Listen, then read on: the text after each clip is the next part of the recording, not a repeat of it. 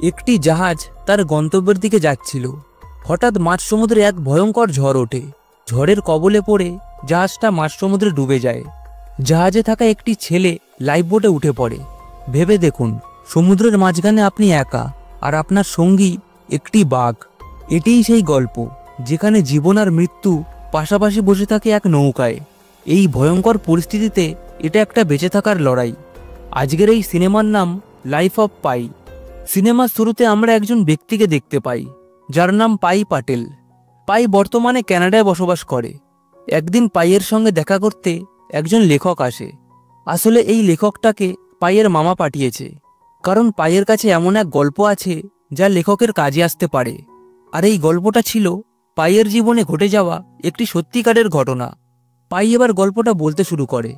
শৈশবে পাইয়ের পুরো নাম ছিল পিসিন পাটেল। এই পিসিন নামটা তার মামা রেখেছিল একটি সুইমিং পুল ক্লাবের নামে, কারণ তার মামার সুইমিং পুলে যাওয়ার খুব শখ ছিল। যখনই সে সময় পেত সুইমিং পুলে গিয়ে সাঁতার কাটত। তাই সে অনুপ্রাণিত হয়ে সুইমিং পুল ক্লাবের নামে তার নাম রাখে পিসিন। কিন্তু স্কুলে সবাই তাকে এই নাম নিয়ে জ্বালাতন করত। স্কুলের সবাই তাকে পিসিন না বলে পিসিং বলে ডাকত। এই পিসিং শব্দ হলো PISSING। এর অর্থ হলো প্রস্রাব করা। তাই সে নিজের নাম বদলে পাই রেখে দেয়। পন্ডিচারিতে পাইয়ের বাবার একটি চিড়িয়াখানা আছে। সেখানে অনেক রকমের প্রাণী ছিল, আর এই সুন্দর প্রাণীগুলোর মধ্যে একটি হলো রয়্যাল বেঙ্গল টাইগার। পাইয়ের যখন 12 বছর বয়স, একদিন সে চুপচাপ সেই বাঘটাকে খাবার দিতে চিড়িয়াখানার খাঁচার কাছে যায়। বাঘটা ধীরে ধীরে তার দিকে এগিয়ে আসতে থাকে। ঠিক তখনই তার বাবা এসে পড়ে। সে রেগে গিয়ে তাকে খুব বকাঝকা করে। ছেলেকে এই ভুলের শিক্ষা দিতে তিনি বাঘের সামনে একটি জীবন্ত ছাগল ছেড়ে দেয়। মুহূর্তের মধ্যে বাঘটা ছাগলের উপর ঝাঁপিয়ে পড়ে তাকে মেরে ফেলে। তারপর সেটাকে টেনে নিয়ে চলে যায়। এই ভয়ঙ্কর দৃশ্য দেখে পাই ভীষণ ভয় পেয়ে যায়। সে এতদিন ভাবত বাঘটা শান্ত ও নিরীহ, কাউকে কোনো ক্ষতি করবে না। কিন্তু এই ঘটনার পর তার ধারণা সম্পূর্ণ বদলে যায়। এরপর ধীরে ধীরে সময় কেটে যায়, আর পাই বড় হয়ে ওঠে। একদিন তার জীবনে আসে আনন্দী নামে এক মেয়ে, যার সঙ্গে ধীরে ধীরে তার হৃদয়ের এক গভীর সম্পর্ক গড়ে ওঠে এবং সে তার প্রেমে পড়ে যায়। একদিন পাইয়ের বাবা পরিবারের সবাইকে একত্রে ডাকে। তিনি বলে, আমরা কানাডায় চলে যাব, কারণ আমাদের চিড়িয়াখানাটা বন্ধ হয়ে যাচ্ছে। চিড়িয়াখানার জমিটা তাদের নয়, কিন্তু সেখানে থাকা প্রতিটি প্রাণী তাদের নিজের। তাই তিনি সিদ্ধান্ত নেয় সব পশু পাখিকে জাহাজে করে উত্তর আমেরিকায় নিয়ে গিয়ে সেখানে বিক্রি করবে। তারপর তারা স্থায়ীভাবে কানাডায় বসবাস করবে। তবে পাই এই সিদ্ধান্তে মোটেও খুশি নয়। সে নিজের জন্মভূমি, ভালোবাসার পরিচিত পরিবেশ ছেড়ে যেতে চায় না। পাই তখনও অল্প বয়সী, তাই কিছু বলার সাহস বা সুযোগ তার নেই। শেষমেশ তাকে বাবার সিদ্ধান্ত মেনে নিতে হয়। কানাডা যাওয়ার আগের দিন সে আনন্দের সঙ্গে শেষবারের মতো দেখা করতে যায় এবং তাকে জানায় যে সে ভারত ছেড়ে চলে যাচ্ছে। এই বিদায় মুহূর্তে পাইয়ের ভীষণ মন খারাপ করে, কিন্তু তার কিছুই করার নেই। মনে কষ্ট নিয়ে তাকে বিদায় নিতে হয়। এরপর আমরা দেখি পাই তার পরিবার সহ একটি জাহাজে উঠেছে। পুরো জাহাজে শুধু পাই আর তার মা ছিল নিরামিষভোজী। জাহাজে নিরামিষ খাবারের ব্যবস্থা না থাকায় পাই ও তার মাকে অনেক সমস্যার মুখে পড়তে হয়। একসময় খাবার নিয়ে পাইয়ের বাবার সঙ্গে জাহাজের ক্রুদের তর্কও হয়, তবে তারা শেষ পর্যন্ত কোনোভাবে মানিয়ে নেয়। এরপর জাহাজ আস্তে আস্তে মাঝ সমুদ্রের দিকে এগিয়ে যেতে থাকে। একসময় পাই জাহাজের ডেকে দাঁড়িয়েছিল, আর তার পরিবার জাহাজের ভিতরে ঘুমাচ্ছিল। হঠাৎ করে সমুদ্রে এক ভয়ঙ্কর ঝড় ওঠে, আর জাহাজ দুলতে শুরু করে। মানুষজন আতঙ্কে এদিক ওদিক ছোটাছুটি করতে থাকে। এরপর জাহাজের ভিতরে পানি ঢুকে যায়, আর জাহাজটা আস্তে আস্তে ডুবতে থাকে। তখন কিছু ক্রু সদস্যরা সেফটি বোট নামায়। তারা উপরে থাকা সবাইকে দ্রুত সেফটি বোটে উঠতে বলে। পাই বলে, আমার পরিবার এখনো ভিতরে রয়েছে। সে বারবার অনুরোধ করতে থাকে যে কোনোভাবে তাদের বাঁচাও, কিন্তু ক্রু সদস্যরা তার কোনো কথা শোনে না। তারা জোর করে পাইকে সেফটি বোটে তুলে দেয়। সে একা সেফটি বোটের উপর দাঁড়িয়েছিল। ঠিক তখনই জাহাজ থেকে একটি জেব্রা বোটে পড়ে যায়, যার কারণে বোটের দড়ি ছিঁড়ে যায় আর বোটটা পানিতে পড়ে যায়। এখন সেই বোটে শুধু পাই আর জেব্রা আছে। এদিকে সমুদ্রের ঢেউ তীব্র বেগে আছড়ে পড়তে থাকে, যা পুরো জাহাজটিকে ধ্বংস করে দেয়।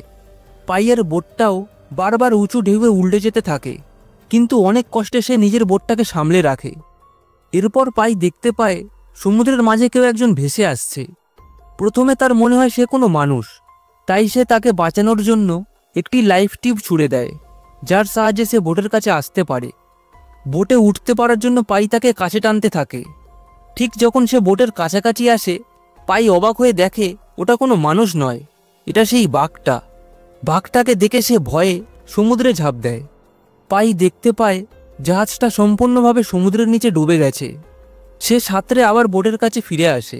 পাই দেখে সেখানে বাঘটা নেই, শুধু একটি জেব্রা রয়েছে। জেব্রাটা নড়াচড়া করতে পারছিল না, কারণ যখন সে বোটে লাফিয়ে পড়েছিল তখন তার পাটা ভেঙে গেছিল। এর পরের সিনে দেখা যায় সকাল হয়ে গেছে আর সমুদ্রের ঢেউ শান্ত হয়ে গেছে। পাই দেখে বোটের ভিতর অনেক পানি জমে গেছে। সে একটি বালতি দিয়ে সেই পানি বাইরে ফেলতে থাকে। ঠিক তখনই বোটের ভিতর থেকে একটি হায়না বেরিয়ে আসে। হায়নাটা বোটের ভিতরে লুকিয়েছিল। তে এবার পাইয়ের উপর আক্রমণ করার চেষ্টা করে। তার হাতে বোটের দাঁড় ছিল, যার সাহায্যে সে নিজেকে রক্ষা করার চেষ্টা করে।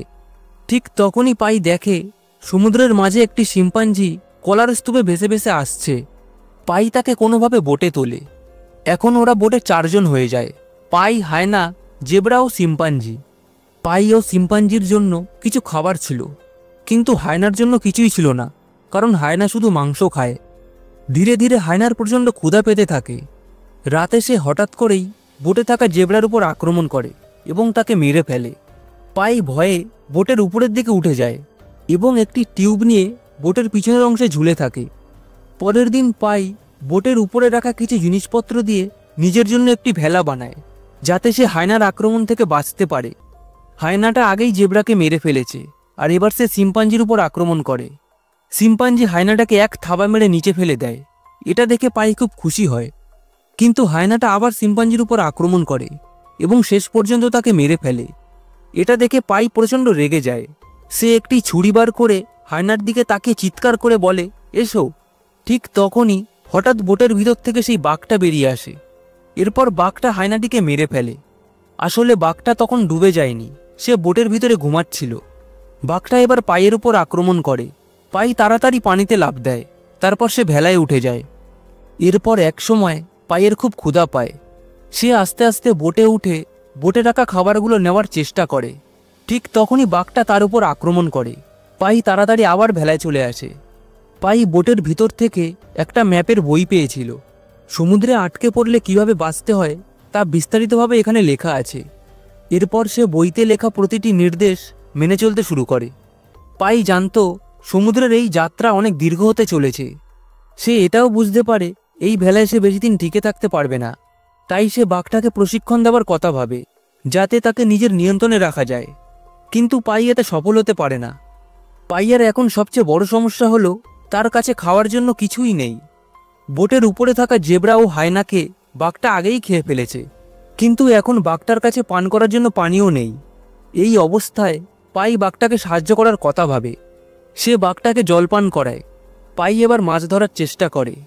অনেকক্ষণ চেষ্টা করার পরও পাই একটাও মাছ ধরতে পারে না। এমন সময় বাঘটা হঠাৎ পানিতে ঝাঁপ দিয়ে মাছ ধরার চেষ্টা করে, কিন্তু কোনো মাছ ধরতে না পেরে ধীরে ধীরে পাইয়ের দিকে এগিয়ে আসে। পাই ভেলা থেকে লাফ দিয়ে বোটের উপর উঠে পড়ে আর ভেলাটাকে বোটের উপর তুলে নেয়। এখন বাঘটা পানির মধ্যে আর পাই বোটের উপর। বাঘটা অনেক চেষ্টা করে বোটে ওঠার জন্য, কিন্তু বোটটা অনেক উঁচু হওয়ায় সে উঠতে পারে না। এরপর পাই বাঘটাকে মারার জন্য কুড়াল বার করে, কিন্তু হঠাৎ সে থেমে যায়। পাই ভাবে, আমি এসব কি করছি।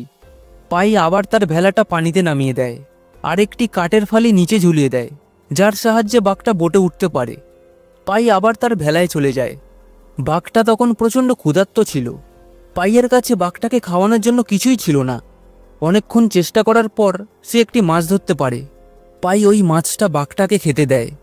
এরপর ধীরে ধীরে দিন কেটে যায় আর রাত নেমে আসে। রাতে একটি বিশাল তিমি মাছ জলের উপরে উঠে আসে, তারপর আবার পানির নিচে ডুব দেয়, যার ফলে এক প্রবল ঢেউ তৈরি হয়। ঢেউয়ের ফলে পাই ভেলা থেকে পড়ে যায় আর তার সমস্ত খাবার সমুদ্রের জলে ভেসে যায়। পাইয়ের কাছে এখন খাওয়ার জন্য কিছুই ছিল না। পরের দিন সকালে বাঘটা যখন ঘুমিয়েছিল, তখন পাই বোটে উঠে কিছু খাবার খুঁজতে থাকে। তখনই ভেতর থেকে বাঘটা বেরিয়ে আসে। তখন একটি মাছ পাইয়ের গায়ে ধাক্কা লেগে নৌকার মধ্যে পড়ে যায়। পাই মাছটা তুলে বাঘটার দিকে ছুঁড়ে দেয়, কিন্তু সেই মাছটা উড়ে যায়। আসলে সেটি ছিল একটা উড়ন্ত মাছ। তারা দুজনেই সেই মাছটার দিকে তাকিয়ে থাকে। এমন সময় উড়ন্ত মাছের একটি ঝাঁক এসে তাদের নৌকার সঙ্গে ধাক্কা খায়। এর ফলে নৌকার মধ্যে অনেক মাছ জমে যায়। নৌকায় একটি বড় মাছও এসে পড়ে। বাঘটা মাছটাকে খাবে বলে ঠিক করে, কিন্তু পাই সেই মাছটা নিয়ে নেয়। পাই একজন নিরামিষভোজী, কিন্তু এখন তার কাছে খাওয়ার মতন কিছুই নেই, তাই সে মাছ খাওয়া শুরু করে। এরপর পাই বাঘটাকে আবার প্রশিক্ষণ দেওয়ার চেষ্টা করে, তাকে নিয়ন্ত্রণে আনার চেষ্টা করে। কিছুদিনের মধ্যেই পাই তাকে কিছুটা নিয়ন্ত্রণে আনতে সক্ষম হয়, কিন্তু তবুও পাই নৌকার উপরে থাকে না, কারণ সে জানে বাঘটা বন্য প্রাণী, যার উপর ভরসা করা ঠিক না। সে যে কোনো সময় তার উপর আক্রমণ করতে পারে। এরপর এক রাতে ভয়ঙ্কর ঝড় শুরু হয়। প্রবল বৃষ্টির কারণে দুজনের অবস্থা খারাপ হয়ে যায়। ঝড়ের সঙ্গে পাইয়ের তৈরি করা ভেলাটাও পানিতে ভেসে যায়। ধীরে ধীরে সময় কাটতে থাকে। দুজনের কাছে খাবারের অভাব দেখা দেয়। খাবার না পাওয়ার কারণে বাঘটা নিজের জায়গা থেকে নড়তেও পারে না। পাই বাঘটার কাছে গিয়ে বাঘটার মাথা নিজের কোলে রেখে জোরে জোরে কাঁদতে থাকে। সে আকাশের দিকে মুখ তুলে বলে, আমরা এবার মারা যাব। পাই বাঁচার আশা ছেড়ে দেয়। পরের দিন সকালে যখন পাইয়ের ঘুম ভাঙে, তখন সে দেখে তাদের বোটটা একটি দ্বীপের ধারে এসে ঠেকেছে। পাই বোট থেকে নামে, তারপর সেখানে কিছু বুনো শাক পাতা খেয়ে সামনের দিকে এগিয়ে যায়। সেখানে সে হাজার হাজার মিয়ারক্যাট দেখতে পায়। এই দ্বীপের মাঝখানে একটি মিষ্টি জলের হ্রদ ছিল। পাই সেই হ্রদে লাফিয়ে পড়ে মন ভরে স্নান করে। ঠিক তখনই সেখানে বাঘটা চলে আসে। বাঘটা মিয়ারক্যাটগুলোকে খেয়ে নিজের পেট ভরায়। এরপর পাই গাছে ঘুমানোর জন্য বিছানা তৈরি করে। সে দেখতে পায় সব মিয়ারক্যাটগুলো গাছের উপর উঠে আসছে, আর বাঘটা দৌড়ে পালাচ্ছে। পাই লক্ষ্য করে দ্বীপের সমস্ত গর্তের পানি শুকিয়ে যাচ্ছে, সেই সব পানিতে থাকা সব মাছও মরে যাচ্ছে। এরপর সে মাথার উপর একটি ফল দেখতে পায়। পাই ফলটা ছিঁড়ে খোসাটা ছাড়ায়। পাই দেখে ভিতরে মানুষের একটা দাঁত আছে। তখন পাই বুঝে যায় এই দ্বীপটা খুব বিপজ্জনক। পরের দিন সকালে পাই অনেক সবজি আর পানি সংগ্রহ করে বোটে তুলে রাখে, আর বাঘটার জন্য অনেক মিয়ারক্যাটও এনে রাখে। তারপর সে জোরে সিটি বাজিয়ে বাঘটাকে ডাক দেয়। বাঘটা এসে বোটে উঠে পড়ে। এরপর তারা আবার সমুদ্রে ভেসে পড়ে। ভাসতে ভাসতে অবশেষে তারা মেক্সিকোর এক সৈকতে এসে পৌঁছায়। পাই বোট থেকে নেমে তীরে পড়ে যায়, আর বাঘটা জঙ্গলের দিকে চলে যেতে থাকে। পাই ভাবে বাঘটা একবার হলেও ফিরে তাকাবে, কিন্তু সে তাকায় না। এটা দেখে পাই খুব কষ্ট পায়। সে কাঁদতে থাকে। এরপর সেখানে কিছু লোক আসে, তারা পাইকে ওখান থেকে উদ্ধার করে। এখন গল্পটা বর্তমানে ফিরে আসে, যেখানে পাই তার গল্প সেই লেখকটাকে শোনাচ্ছে। পাই বলে, সৃষ্টিকর্তা আমার সঙ্গে ছিল। আমার সঙ্গে যদি বাঘটা না থাকতো, তাহলে আমি হয়তো মারাই যেতাম। বাঘটা আমাকে বেঁচে থাকার একটা কারণ দিয়েছিল। সেই লেখকের পাইয়ের গল্প খুব ভালো লাগে। সে পাইকে এই গল্প লেখার অনুমতি চায়। পাই লেখকটাকে গল্প লেখার অনুমতি দিয়ে দেয়। আর সিনেমার গল্পটা এখানেই শেষ হয়ে যায়।